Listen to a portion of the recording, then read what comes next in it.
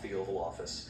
You did send out tweets, but it was more than 2 hours before you sent out that video message telling your supporters to go home. Is there anything you regret about what you did on that day? You just said a thing that isn't covered. Peacefully and patriotically, I said during my speech, not later on. Peacefully and patriotically.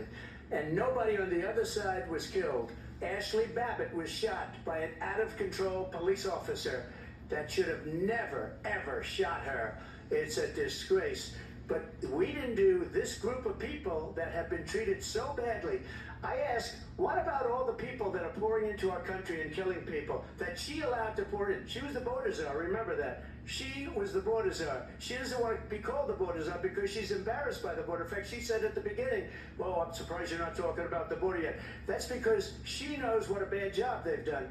What about those people? When are they going to be prosecuted? When are these people from countries all over the world, not just South America, they're coming in from all over the world, David, all over the world, and crime rates are down all over the world because of it. But let me just when are those people going to be prosecuted? When are the people that burned down Minneapolis going to be prosecuted? Or in Seattle? They went into Seattle, they took over a big percentage of the city of Seattle. When are those people going to be prosecuted? But let me just ask you. You might ask her that question. You were the president. No, you they were tried to watching mess with you, on Trump. television. They It's tried a to mess very with simple you, that's question all. as we move forward toward another election. Is there anything you regret about what you did on that day? Yes, sir. I had nothing to do with that other than they asked me to make a speech. I showed up for a speech. I said, I think it's going to be big. I went to Nancy Pelosi and the mayor of Washington, D.C., and the mayor put it back in writing, as you know. I said, you know, this is going to be a very big rally or whatever you want to call it. And again, it wasn't done by me. It was done by others. I said, I'd like to give you 10,000 National Guard or soldiers. They rejected me. Nancy Pelosi rejected me. It was just 2 weeks ago. Her daughter has a tape of her saying she is fully responsible for what happened. They want to get rid of that tape. It would have never happened if Nancy Pelosi and the mayor of Washington did their jobs. I wasn't responsible for security. Nancy Pelosi was responsible. She didn't do her job. The question was about you as president, not about former Speaker Pelosi, but I do want Vice President Harris to That's respond. all right. That's how he explained himself, man. I was at the Capitol on January 6th. I was the vice president-elect. I was also an acting senator. I was there. And on that day, the President of the United States incited a violent mob to attack our nation's capital. You don't have no proof To of that. desecrate our nation's capital. On that day, 140 law enforcement officers were injured, and some died. And understand, the former president has been indicted and impeached for exactly that reason. But this is not an isolated situation. Let's remember Charlottesville, where there was a mob of people carrying tiki torches, spewing anti-Semitic hate. And what did the president then at the time say? There were fine people on each side. Let's remember that when it came to the Proud Boys, a militia, the president said, the former president said, stand back and stand by. So for everyone watching who remembers what January 6th was, I say, we don't have to go back. Let's not go back. We're not going back. It's time to turn the page. And if that was a bridge too far for you, well, there is a place in our campaign for you to stand for country, to stand for our democracy, to stand for rule of law, and to end the chaos, and to end the approach that is about attacking the foundations of our democracy because you don't like the outcome. And be clear on that point. Donald Trump, the candidate, has said in this election there will be a bloodbath if this and the outcome of this election is not to his liking. Let's turn the page on this. Let's not go back. Let's chart a course for the future and not go backwards to the past. Let me just follow up here. It was a different term, and it was a term that related to energy because they have destroyed our energy business. That was where bloodbath was. Also, on Charlottesville, that story has been, as you would say, debunked.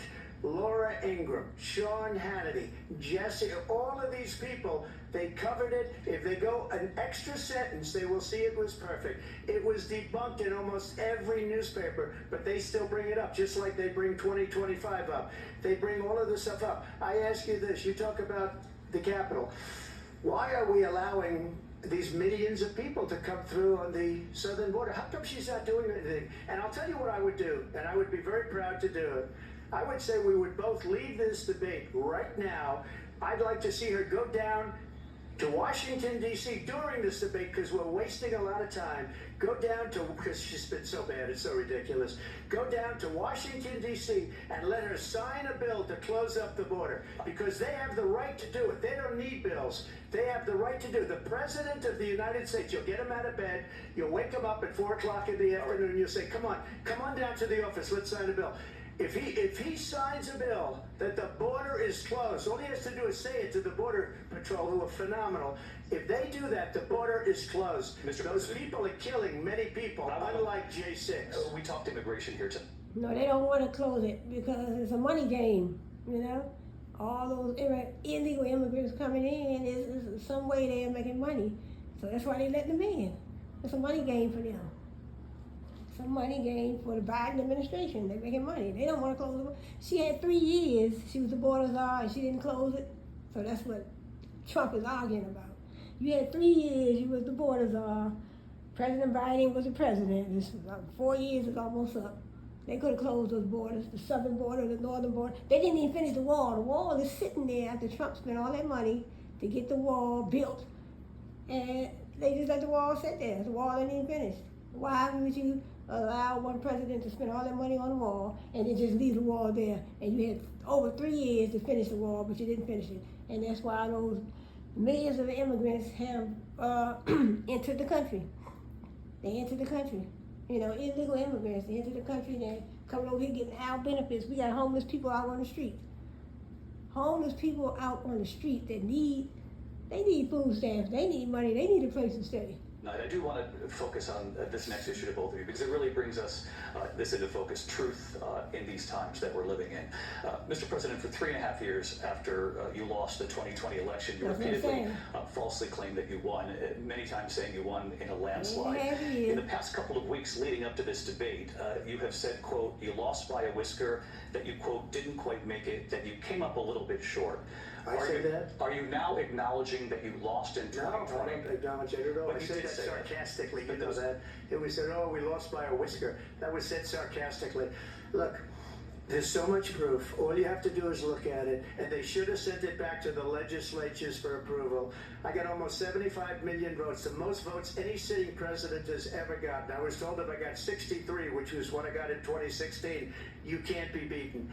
The election, people should never be thinking about it. An election is fraudulent. We need 2 things. We need walls, and we have to have it. We have to have borders, and we have to have good elections. Our elections are bad. And a lot of these illegal immigrants coming in, they're trying to get them to vote. They can't even speak English. They don't even know what country they're in practically. And these people are trying to get them to vote. And that's why they're allowing them to come into our country. I did watch all of these pieces of video.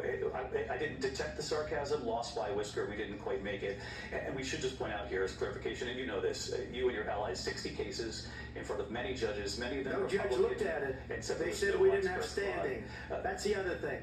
They said we didn't have standing, a technicality. Can you imagine a system where a person in an election doesn't have standing? The President of the United States doesn't have standing. That's how we lost. If you look at the facts, and I'd love to have you do a special on it, I'll show you Georgia, and I'll show you Wisconsin, and I'll show you Pennsylvania, and I'll show you, we have so many facts and statistics, but you know what? That doesn't matter, because we have to solve the problem that we have right now. That's old news, and the problem that we have right now is we have a nation in decline, and they have put it into decline. We have a nation that is dying, David. Mr. President, thank you. Vice President Harris, you heard the president there tonight. He said he didn't say that he lost by a whisker, so he still believes he did not lose the election that was won by President Biden and yourself. But I do want to ask you about something that's come up in the last couple of days. This was a post from President Trump about this upcoming election just weeks away. He said,